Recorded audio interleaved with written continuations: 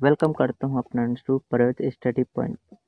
Guys, आज हम पढ़ने जा रहे हैं क्लास 10 का चैप्टर नंबर फर्स्ट पढ़ रहे हैं। चैप्टर नंबर फर्स्ट में पहला पार्ट हम बना चुके हैं। सेकंड पार्ट के लिए आज हम एक्सरसाइज 1.1 करने से पहले आपको थोड़ा सा इंट्रो समझना पढ़ना पड़ेगा, क्योंकि एक्सरसाइज 1.1 करने से पहले आपको एक चीज़ की नॉलेज होनी चाहिए। किस चीज़ की नॉलेज होनी चाहिए वो हम आपको बताएंगे। आपको मालूम होना चाहिए यूक्लिड डिवीज़न क्या है। यूक्लिड्स डिवीज़न ये क्या चीज़ है और किस प्राणी का नाम है, आपको मैं अभी समझाता हूँ। आप ये समझ जाएंगे तो एक्सरसाइज 1.1 आप बहुत ईजी वे में आप समझ सकते हैं। तो यूक्लिड डिवीज़न एल्गोरिथम का मतलब क्या है, तो हम चलते हैं पीछे से इसको पढ़ते हैं। एल्गोरिथम का मतलब क्या होता है और डिवीज़न का मतलब क्या है, यूक्लिड का मतलब क्या होता है, इसको मैं अलग अलग वर्ड में आपको समझाऊंगा। एल्गोरिथम का मतलब होता है स्टेप, मतलब किसी चीज़ को करने का तरीका। और डिवीज़न का मतलब क्या होता है, डिवीज़न मतलब आप जानते ही होंगे भाग, मतलब भाग करना, किसी चीज़ को भाग करना। तो इससे हमें इतना दो वर्ड से क्या समझ में आया, भाग को करने का तरीका। और यूक्लिड्स क्या है और यूक्लिड का क्या नाम है, मतलब यूक्लिड्स क्या चीज़ है। यूक्लिड एक साइंटिस्ट का नाम है। तो अब हमें समझ में आ गया, ये नाम से हमें समझ में आ जाएगा। यूक्लिड डिवीज़न एल्गोरिथम से मतलब ये हो रहा है कि यूक्लिड ने एक भाग करने का एक तरीका बताया है। अब कौन सा तरीका बताया है हम ये आपको बताएंगे। तो ये तरीका क्यों हमें दिया, ये हमें यूक्लिड डिवीज़न एल्गोरिथम ने एचसीएफ फाइंड करने के लिए दिया है। क्यों एचसीएफ फाइंड करने के लिए दिया है? सर एचसीएफ तो हम और तरीके से फाइंड करते थे बच्चे में, हाँ छोटे में करते थे, बट हम बड़े क्लास में आ गए हैं। तो अब हम किस तरीके से करेंगे, यूक्लिड डिवीज़न एल्गोरिथम के द्वारा करेंगे। तो चलते हैं पहले हम पिछले डिवीज़न, अब देखो डिवीज़न की बात करते हैं।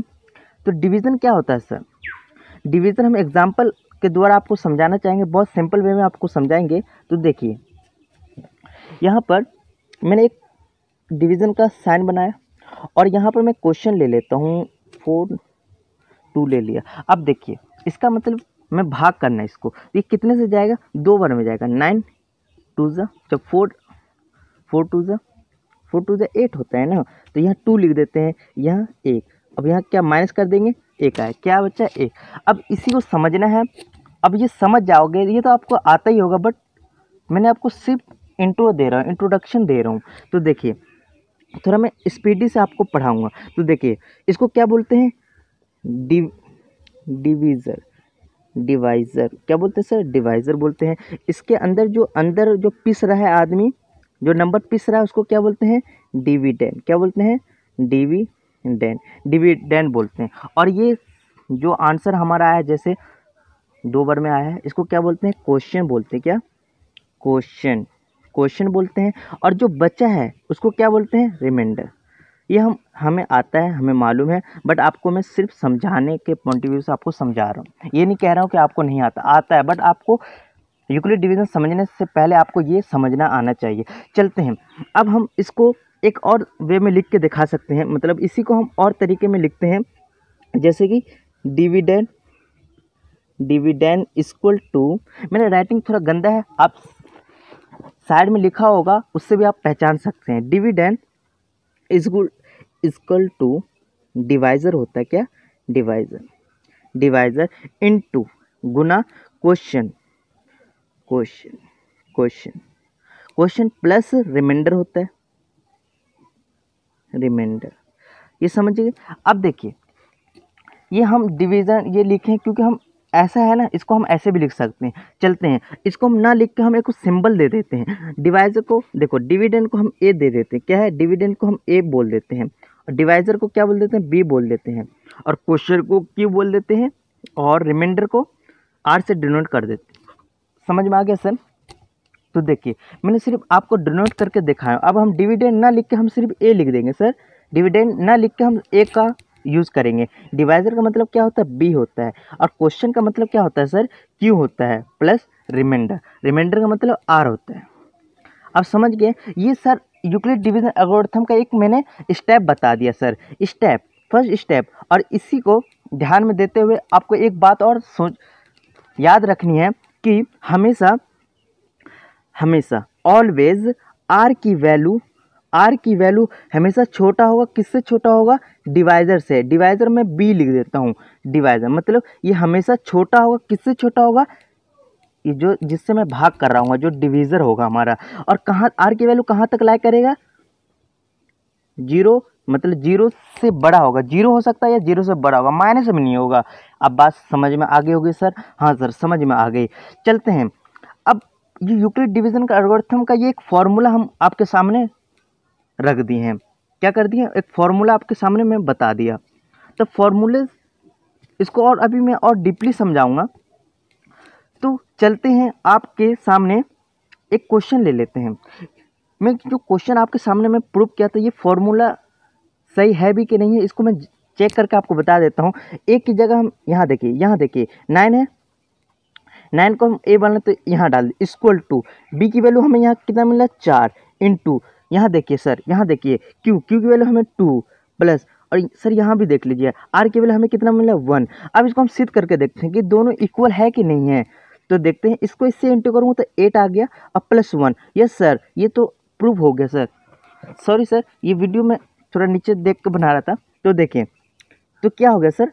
ये 9 हो गया सर, 9। मैंने क्या बोला? यहाँ से ए की जगह वैल्यू डाला, बी की जगह वैल्यू डाला और क्यू की वैल्यू डाला और प्लस 1।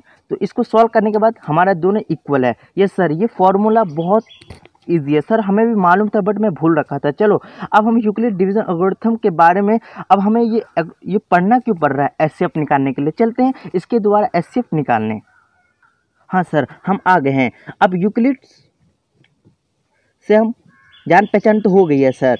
अब देखते हैं यूक्लिड डिवीज़न फॉर किसके द्वारा? एचसीएफ के द्वारा। मैंने पहले बताया यूक्लिड ने हमें एक लॉन्ग मेथड तरीका दिया है। क्यों दिया है सर? एचसीएफ फाइंड करने के लिए। तो एक एग्जांपल के द्वारा पहले हम पिछले क्लास में जैसे निकालते हैं, छोटी क्लास में जैसे निकालते हैं, उसके द्वारा निकालते हैं।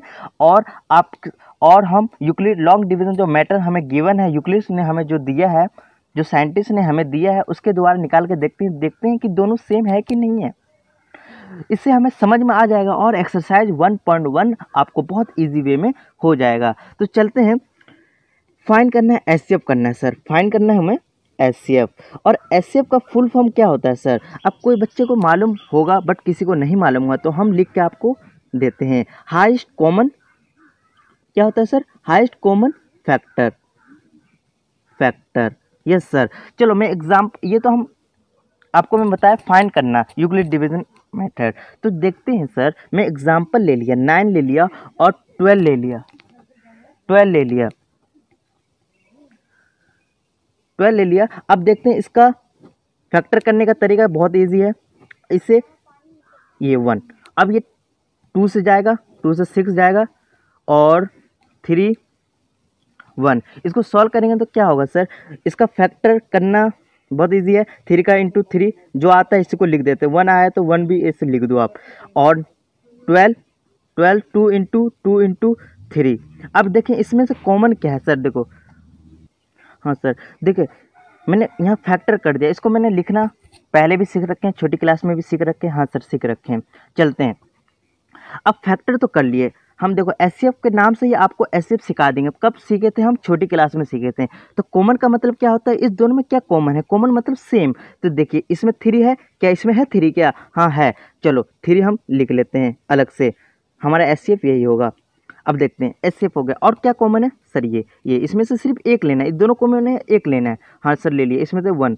अब देखते हैं और क्या है कॉमन। तो हम दोनों में से ले लिए, क्या है दोनों में से कॉमन हम सिलेक्ट कर लिए। और हाईएस्ट देखना है, हाईएस्ट कौन सा है सर? इसमें से हाईएस्ट हमारा 3 ही है, हाईएस्ट और लोअर ही है। तो हमारा कॉमन लेना है, फैक्टर करना है, फिर कॉमन करना है, फिर हाईएस्ट करना है। हाईएस्ट मतलब कॉमन का हाईएस्ट लेना है। तो कॉमन यही है और हाईएस्ट यही है। तो हमारा एचसीएफ क्या हो गया सर? 3। अब देखिए ये तो हम, ये क्या है? छोटी क्लास में हम करते थे, बट अब हमें किसके द्वारा करना है? लॉन्ग डिवीज़न मेथड, मतलब यूक्लिड द्वारा दिया गया हमें जो एल्गोरिथम तरीका दिया, उसके द्वारा हमें क्या करना है? एचसीएफ निकालना है। तो चलते हैं उसके द्वारा। सेम ही क्वेश्चन रहेगा और सेम एग्जाम्पल रहेगा, बट हमें तरीका अलग होगा। तो देखते हैं, यहाँ देखते हैं आपको, तो यहाँ हम क्वेश्चन ले लिए और भाग के द्वारा अब समझ। अब जो बड़ा होगा, जो मतलब जो डिजिट बड़ा होगा उसको अंदर लिखेंगे और छोटा होगा इसको। यही क्वेश्चन हम इससे पहले जो ऊपर में किए हैं सेम वही को लिख के आपको समझा रहे हैं। अब देखिए हम किस एचसीएफ निकालना है, किसके द्वारा, यूक्लिड डिवीज़न वाला लॉन्ग मेथड के द्वारा सिखाना है हमें। तो देखते हैं, तो देखिए ये किससे जाएगा सर, ये जाएगा 1 से जाएगा, तो 1 का इसको फिर माइनस करते हैं सर, हम माइनस कर लेंगे।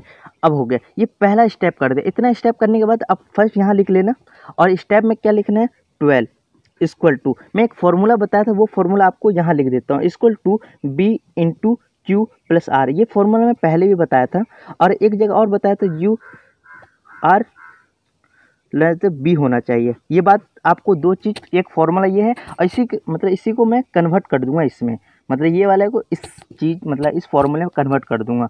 तो ये बी यहाँ आ गया। अब बी की वैल्यू कितना है सर, बी की वैल्यू हमारा आ गया 9 इंटू क्यू की वैल्यू 1 प्लस ये पहला स्टेप हो गया।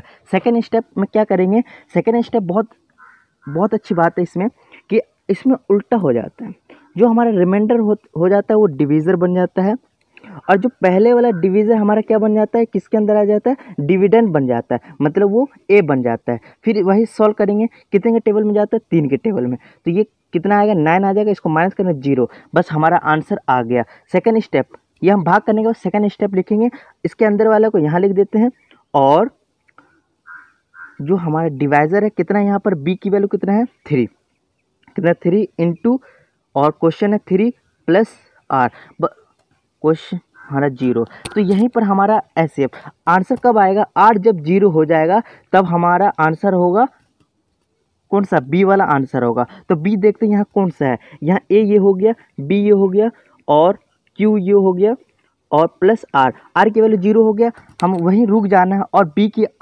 की वैल्यू हमें रुक कर देख लेना है। तो बी की वैल्यू हमारे यहाँ क्या मिल रहा है, किसके इक्वल, 3, तो हमारा बी की वैल्यू कितना मिल गया, 3 मिल गया। तो हमें समझ में आ गया है कि ऐसे निकालना लॉन्ग डिवीजन मेथड से भी निकालो, या पहले हम छोटे क्लास में जैसे निकालते थे उसके द्वारा निकालो, तो दोनों का आंसर सेम है। तो